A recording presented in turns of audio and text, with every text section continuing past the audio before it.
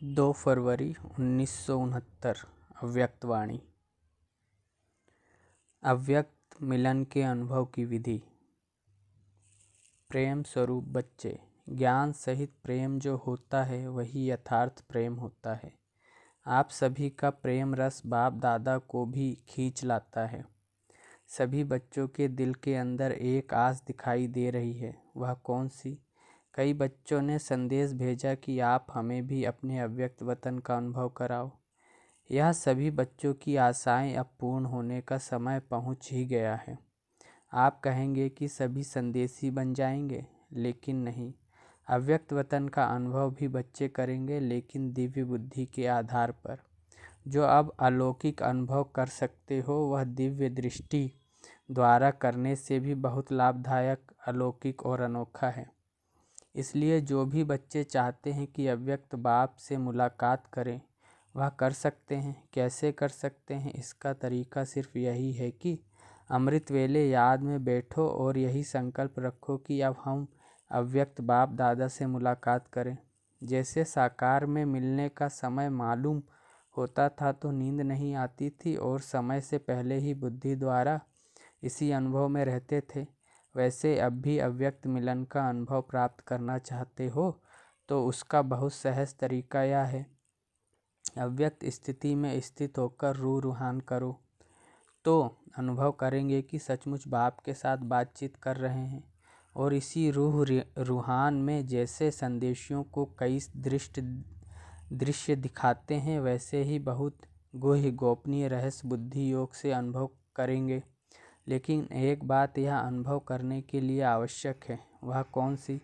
मालूम है, अमृत वेले भी अव्यक्त स्थिति में वही स्थित हो सकेंगे जो सारा दिन अव्यक्त स्थिति में और अंतर्मुख स्थिति में स्थित होंगे, वही अमृत वेले यह अनुभव कर सकेंगे। इसलिए अगर स्नेह है और मिलने की आस है तो यह तरीका बहुत सहज है। करने वाले कर सकते हैं और मुलाकात का अनोखा अनुभव प्राप्त कर सकते हैं। वतन में बैठे बैठे कई बच्चों के दिलों की आवाज़ पहुंचती रहती है। आप सोचते होंगे शिव बाबा बहुत कठोर है, लेकिन जो होता है उसमें रहस्य और कल्याण है। इसलिए जो आवाज़ पहुंचती है वह सुनकर के हर्षाता रहता हूँ। क्या बाप दादा निर्मोही हैं? आप सभी बच्चे निर्मोही हो, निर्मोही बने हो तो बाप दादा निर्मोही और बच्चों में शुद्ध मोह, तो मिलन कैसे होगा? बाप दादा में शुद्ध मोह, साकार बाबा का बच्चों में शुद्ध प्यार था। शिव बाबा का नहीं है, बाप दादा का है। जैसा हमारा है वैसा नहीं। शुद्ध मोह बच्चों से भी जास्ती है, लेकिन बाप दादा और बच्चों में एक अंतर है। वह शुद्ध मोह में आते हुए भी निर्मोही हैं और बच्चे शुद्ध मोह में आते हैं तो कुछ स्वरूप बन जाते हैं, या तो प्यारे बनते या तो न्यारे बनते, लेकिन बाप दादा न्यारे और प्यारे साथ साथ बनते हैं। यह अंतर जो रहा हुआ है, इसको जब मिटाएंगे तो क्या बनेंगे? अंतर्मुख, अव्यक्त, अलौकिक। अभी कुछ कुछ लौकिकपन भी मिल जाता है, लेकिन जब यह अंतर खत्म कर देंगे तो बिल्कुल अलौकिक और अंतर्मुखी अव्यक्त फरिश्ते नजर आएंगे। इस साकार वतन में रहते हुए भी फरिश्ते बन सकते हो। आप फिर कहेंगे आप वतन में जाकर फरिश्ते क्यों बने, यहाँ ही बनते। लेकिन नहीं, जो बच्चों का काम वह बच्चों को साझे, जो बाप का कार्य वह बाप ही करते हैं। बच्चों को अब पढ़ाई का शो दिखाना है, टीचर को पढ़ाई का शो नहीं दिखाना है। टीचर को पढ़ाई पढ़ानी होती है, स्टूडेंट को पढ़ाई का शो दिखाना होता है। शो केस में शक्तियों को पांडवों को आना है। बाप दादा तो है ही गुप्त।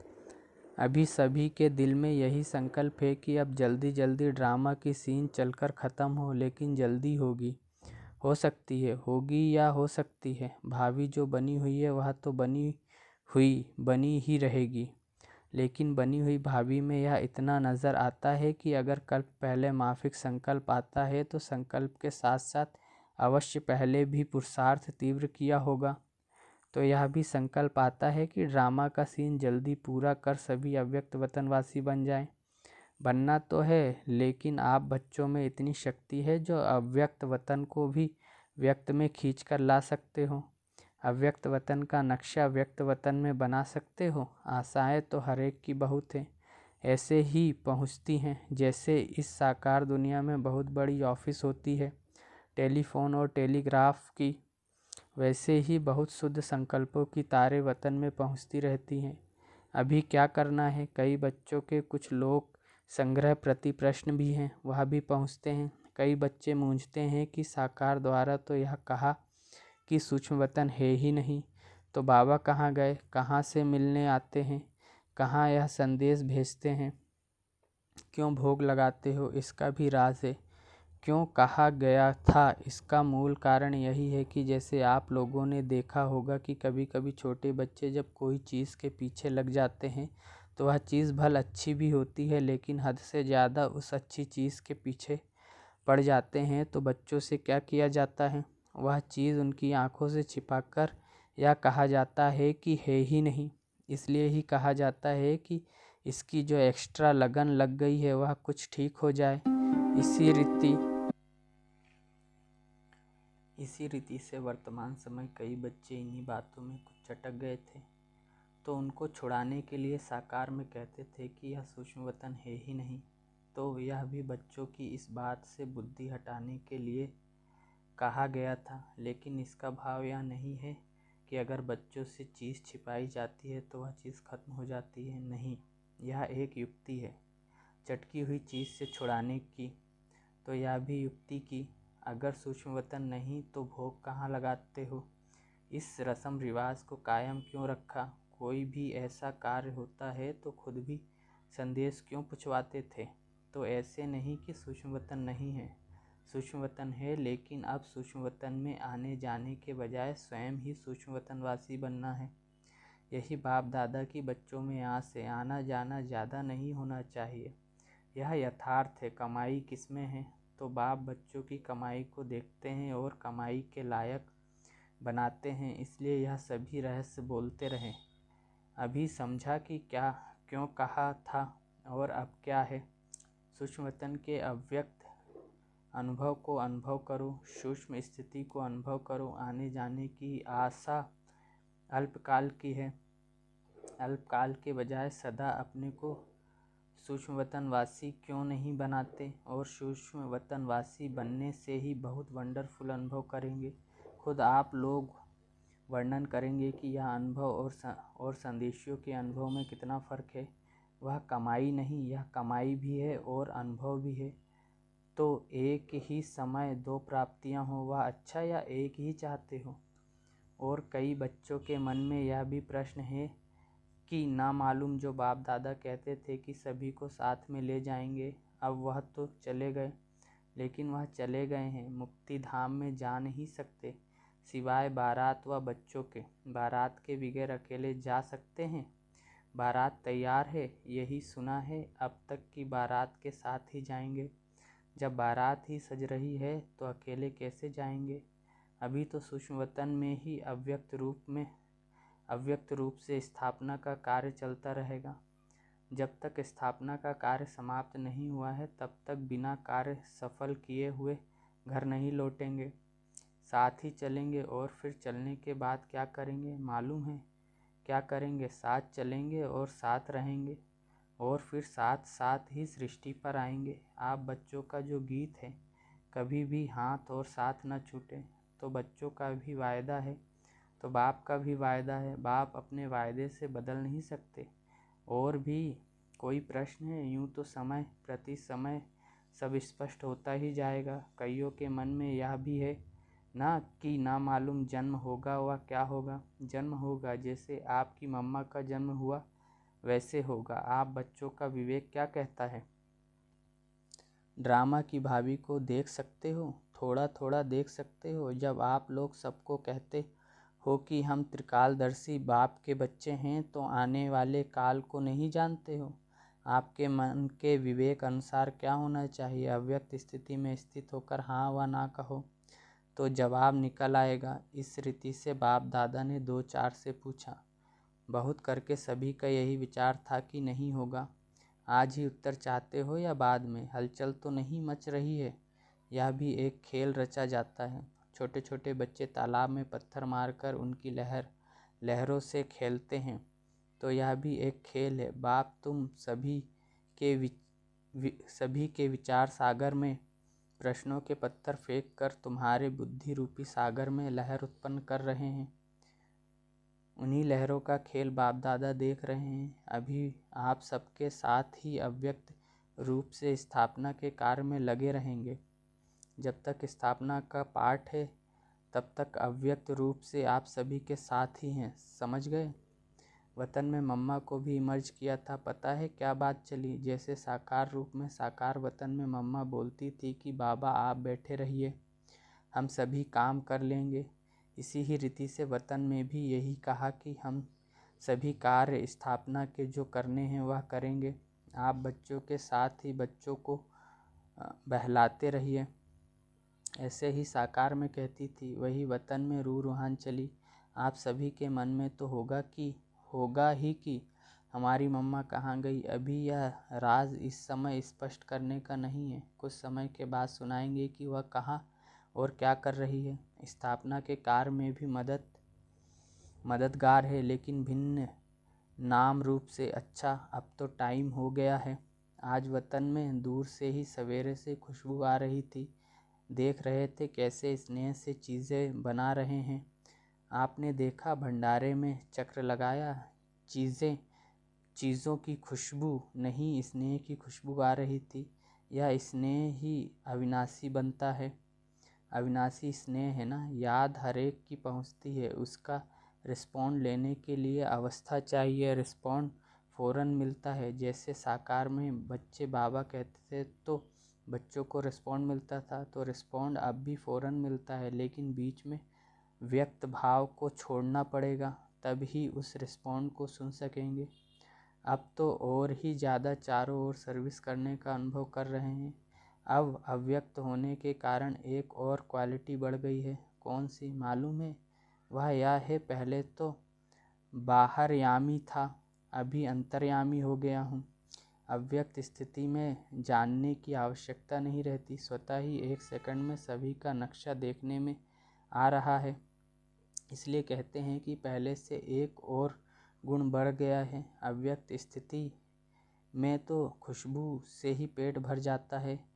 आप लोगों को मालूम है, एक मुख्य शिक्षा बच्चों के प्रति दे रहे हैं। अब सर्विस तो करनी ही है। या तो सभी बच्चों की बुद्धि में लक्ष्य है और लक्ष्य को पूर्ण भी करेंगे, लेकिन इस लक्ष्य को पूर्ण करने के लिए बीच में एक मुख्य विघ्न आएगा। वह कौन सा पता है? मुख्य विघ्न सर्विस में बाधा डालने के लिए कौन सा आएगा? सभी के आगे नहीं, मेजॉरिटी के आगे आएगा। वह कौन सा विघ्न है? पहले से ही बता देते हैं। सर्विस करते करते यह ध्यान रखना कि मैंने यह किया, मैं ही यह कर सकता हूँ। यह मैंपन आना, इसको ही कहा जाता है ज्ञान का अभिमान, बुद्धि का अभिमान, सर्विस का अभिमान। इन रूपों में आगे चलकर विघ्न आएंगे, लेकिन पहले से ही इस मुख्य विघ्न को आने नहीं देना।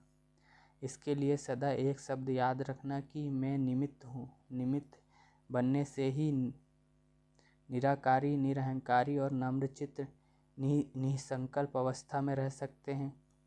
अगर मैंने किया, मैं आया, तो मालूम है क्या होगा? जैसे निमित्त बनने से निराकारी, निरहंकारी, निरसंकल्प स्थिति होती है, वैसे ही मैं आने से मगरूरी, मुरझाइश, मायूसी आ जाएगी। उसकी फिर रिज़ल्ट क्या होगी? आखिरी अंत में उसकी रिज़ल्ट यही होती है कि चलते चलते जीते हुए भी मर जाते हैं। इसलिए इस मुख्य शिक्षा को हमेशा साथ रखना कि मैं निमित्त हूँ। निमित्त बनने से कोई भी अहंकार उत्पन्न नहीं होगा। नहीं तो अगर मैंपन आ गया तो मतभेद के चक्र में आ जाएंगे।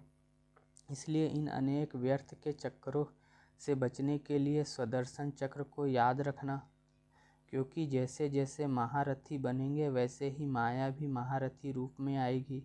साकार रूप में अंत तक कर्म करके दिखाया। क्या कर्म करके दिखाया? याद है क्या शिक्षा दी? यही कि निरहंकारी और निर्माण चित्त होकर एक दो में प्रेम प्यार से चलना है। एक माताओं का संगठन बनाना।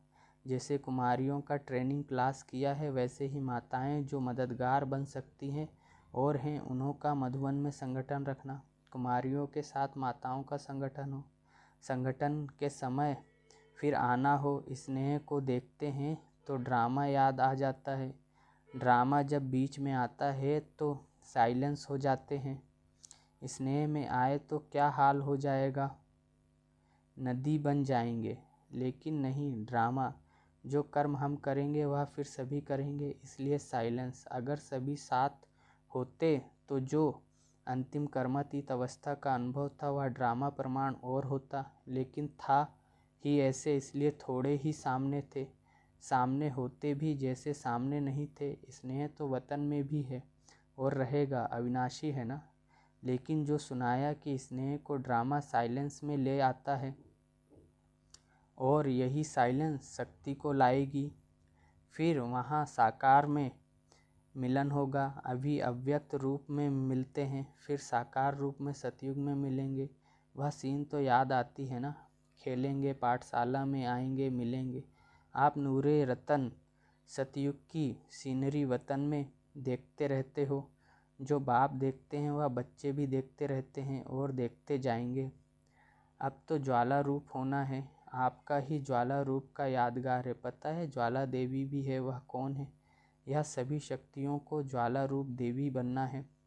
ऐसी ज्वाला प्रज्वलित करनी है जिस ज्वाला में यह कलयुगी संसार जलकर भस्म हो जाएगा। अच्छा, विदाई के समय सभी सेंटर्स के अव्यक्त स्थिति में स्थित हुए नूरे रत्नों को बाप व दादा का अव्यक्त याद प्यार स्वीकार हो। साथ साथ जो इशारा दिया है उसको जल्दी से जल्दी जीवन में लाने का तीव्र पुरुषार्थ करना है। अच्छा, गुड नाइट। सभी शिव शक्तियों और पांडवों प्रति बाप दादा की नमस्ते। ओम शांति।